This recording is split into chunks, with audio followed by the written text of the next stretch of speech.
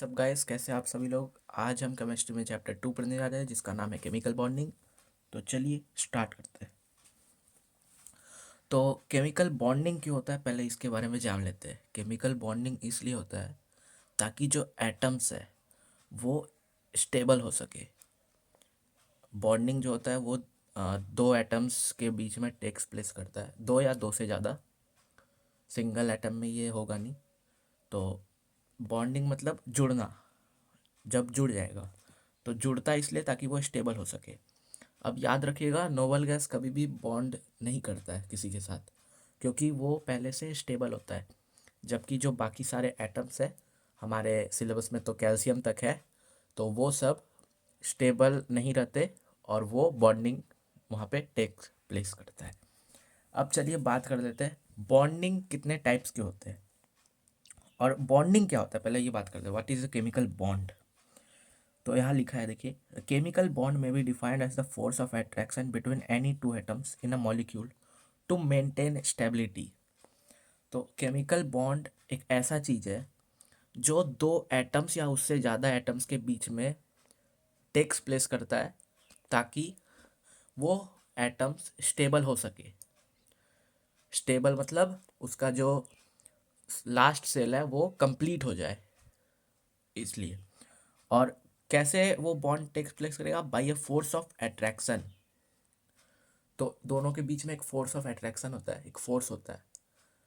जैसे हमने फिजिक्स में सॉलिड्स, लिक्विड्स और गैसेस पढ़ा था, और उसके इंटरमोलिकुलर फोर्स ऑफ अट्रैक्शन उसी टाइप का है। तो इसमें फोर्स ऑफ अट्रैक्शन जब बढ़ जाता है, दोनों एक दूसरे को खींचता है, दोनों एटम्स, और वो जब स्टेबल हो जाता है तो वो बॉन्ड बन जाता है एक।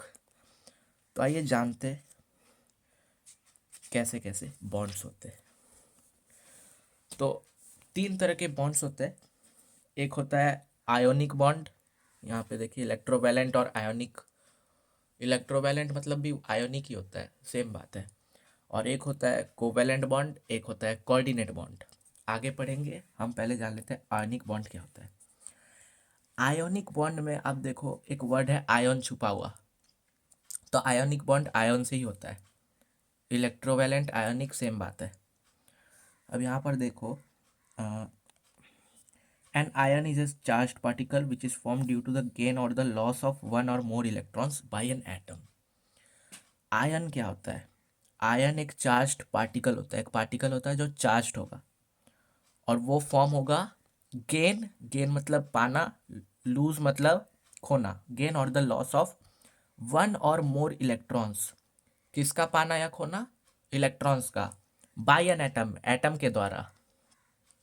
जैसे ये वाला सोडियम। सोडियम का एटॉमिक नंबर जो होता है वो होता है 11। अगर हम उसका इलेक्ट्रॉनिक कन्फिग्रेशन देखें तो मैं आपको कॉपी में दिखा रहा हूँ। तो ये देखिए, ये है सोडियम। इसका जो एटॉमिक नंबर होता है वो होता है 11। ठीक है। तो 11 इलेक्ट्रॉनिक कन्फिग्रेशन इसका हो गया K L M। तो पहला होता है 2, के सेल में 2 होता है अप टू, एल में अप टू 8 होता है। और 2 8 हो गया 10, और 11 है इसका, तो और एक चाहिए, तो लास्ट सेल में 1 होगा। अभी एक सेकेंड, अभी आप देखिए यहाँ पर इसके वैलेंस सेल यानी कि आउटर मोस्ट सेल में कितने इलेक्ट्रॉन्स है? 1। इसका नियरेस्ट नोबल गैस कौन सा है? इसका नियरेस्ट नोबल गैस है नियॉन, जिसका एटॉमिक नंबर है 10 और उसका इलेक्ट्रॉनिक कन्फिग्रेशन है 2 8। ठीक है। तो अभी इसको क्या करना है? सोडियम को 1 इलेक्ट्रॉन अगर ये लूज करेगा तो इसके पास भी नियॉन जैसा स्टेबिलिटी आ जाएगा। तो हम बात कर लेते हैं पहले 3 टाइप्स ऑफ बॉन्ड। तो 3 तरह का बॉन्ड होता है, आप देख लो। एक होता है इलेक्ट्रोवैलेंट और आयनिक बॉन्ड, दूसरा होता है कोवैलेंट बॉन्ड, और तीसरा होता है कोऑर्डिनेट बॉन्ड। तो इलेक्ट्रोवैलेंट और आयनिक बॉन्ड क्या होता है? अभी देखो, आयनिक बॉन्ड में आयंस का फॉर्मेशन होगा। आयंस होता है चार्ज पार्टिकल जो फॉर्म होता है गेन और लॉस ऑफ इलेक्ट्रॉन से एक एटम में। ठीक है। जैसे मैं दिखा रहा हूँ सोडियम। तो सोडियम का एटॉमिक नंबर कितना है? 11 है। यानी कि ये स्टेबल नहीं है। अभी इसको स्टेबल होने के लिए ये जो आउटर मोस्ट में, एक सेकंड दिख नहीं रहा क्या? अभी इसको स्टेबल होने के लिए सोडियम 11 एटॉमिक नंबर है, इसको स्टेबल होने के लिए इसका जो आउटर मोस्ट सेल है एम सेल, इसका जो 1 इलेक्ट्रॉन है इसको लूज करना पड़ेगा, तब ये नियॉन का इलेक्ट्रॉनिक कन्फिग्रेशन को अटेन कर लेगा और स्टेबल हो जाएगा। तो Na है, Na एक एटम है। अब जब इससे एक इलेक्ट्रॉन हम माइनस करेंगे, 1 इलेक्ट्रॉन हमको लूज करना पड़ेगा, तो इलेक्ट्रॉन का चार्ज होता है माइनस। अब हम ये माइनस कर दिए, ये माइनस साइन, और ये इलेक्ट्रॉन का 1 इलेक्ट्रॉन माइनस किए, 1 तो लिखेंगे नहीं, 1 लिखा नहीं जाता, तो 1 इलेक्ट्रॉन माइनस करेंगे तो ये बन जाएगा Na प्लस। तो ये जो प्लस बना यही होता है आयंस, और प्लस चार्ज होता है पॉजिटिव आयन, इसको बोलते हैं हम कटायन। कटायन मतलब पॉजिटिवली चार्ज्ड आयन। तो कटायन होता है पॉजिटिवली चार्ज आयन। अभी इसका बहुत अच्छा एग्जाम्पल है क्लोरीन। इसके साथ क्लोरीन NaCl होता है, कॉमन सॉल्ट, हमारे घर पे खाते हैं हम लोग।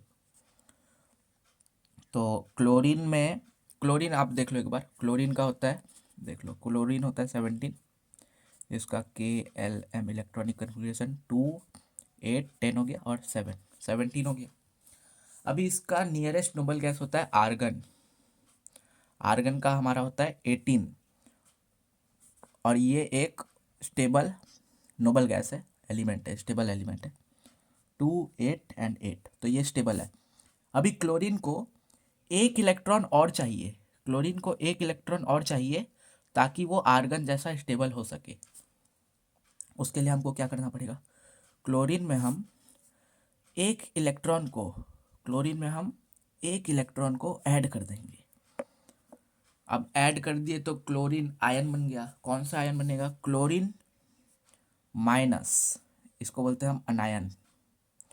ये होता है negatively charged ion, negatively charged ion. इसमें क्या होता है, माइनस इसलिए होता है क्योंकि क्लोरीन को एक इलेक्ट्रॉन की और चाह है, क्लोरीन को एक इलेक्ट्रॉन और चाहिए। जब वो पा जाएगा तो वो क्लोरीन माइनस बन जाएगा ताकि वो स्टेबल हो जाए आर्गन की तरह। और सोडियम वहीं पर एक इलेक्ट्रॉन जब निकाल लेगा तो वो Na प्लस बन जाएगा और नियॉन के तरह स्टेबल बन जाएगा। अभी आप देखो, Na का आउटर मोस्ट सेल में कितना इलेक्ट्रॉन है, 1। मैं सोडियम एटम की बात कर रहा हूँ, सोडियम आयन की बात नहीं कर रहा, ठीक है। सोडियम एटम, अभी मैं आपको इलेक्ट्रॉन डॉट स्ट्रक्चर बता रहा हूँ क्या होता है।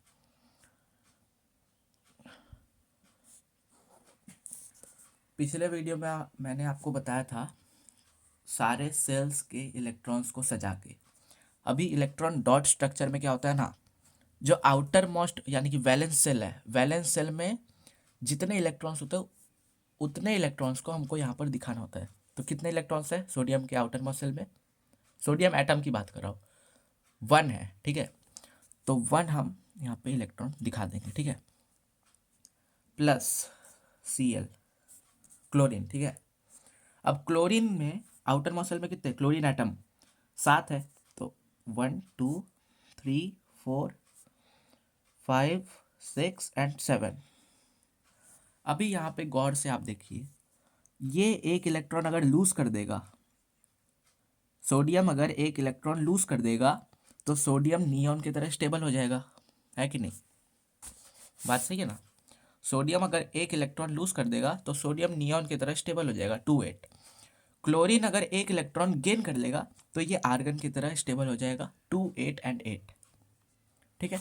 अभी देखिए, सोडियम क्या करेगा, एक इलेक्ट्रॉन अपना लूज करके किसको दे देगा, क्लोरीन को, तो ये बन गया Na प्लस, और ये Cl क्या हो गया, Cl माइनस। मैंने आपको दिखाया यहाँ पे, Na अगर एक इलेक्ट्रॉन लूज करेगा क्या बनेगा, Na प्लस बनेगा, है ना। Na अगर एक इलेक्ट्रॉन लूज करेगा तो Na प्लस बनेगा।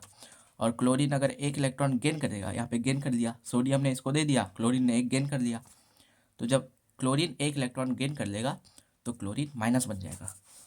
अब आपने पढ़ा होगा फिजिक्स में कि अनलाइक चार्जेस जो होते हैं वो अट्रैक्ट करते हैं एक दूसरे को। जब ये दोनों देखो, Na प्लस है, प्लस चार्ज है, क्लोरीन का क्या है, माइनस चार्ज है, दोनों एक दूसरे को अट्रैक्ट कर देंगे, तो ये NaCl बन जाएगा। एक बॉन्ड दोनों के बीच में तैयार हो जाएगा जिसको हम बोलते हैं ionic bond. Formation of ion से बनता है ये। और ये बॉन्ड आयनिक बॉन्ड जो होता है वो सिर्फ मेटल्स और नॉन मेटल्स के बीच में ही बनता है। ठीक है, तो देखो एन एक सोडियम एक मेटल है और क्लोरीन एक नॉन मेटल है, तो ये बन गया हमारा कॉमन सॉल्ट। कितना आसान था ना बनाना। Na प्लस हो गया, क्लोरीन माइनस हो गया, और ये प्लस माइनस दोनों को अट्रैक्ट करता है क्योंकि unlike charges attract each other, तो ये दोनों अट्रैक्ट करके बन गया NaCl। अभी इसी का एक और एग्जांपल देख लेते हैं। जैसे एक एग्जांपल है CaO, तो इसको देख लेते एक बार। Ca का होता है 20 एटॉमिक नंबर, 2882 है ना, KLMN। तो लास्ट सेल में कितने इलेक्ट्रॉन है, वैलेंस सेल में 2 है। अभी इसका नियरेस्ट नोबल गैस हो गया आर्गन, है ना, 18 होता है जिसमें, है कि नहीं, 288।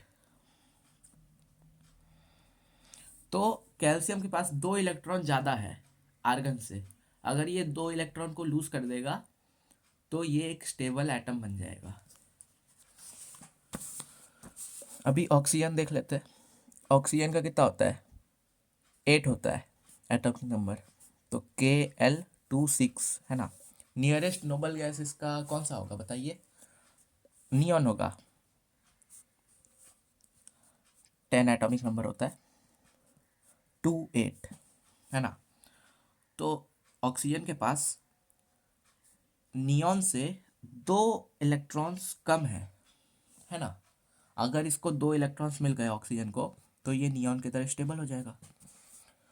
तो हम क्या करेंगे, Ca को, कैल्शियम जो यहाँ पे था, कैल्शियम के पास 2 इलेक्ट्रॉन ज़्यादा थे तो हम इससे 2 इलेक्ट्रॉन को रिमूव कर देंगे, -2 इलेक्ट्रॉन।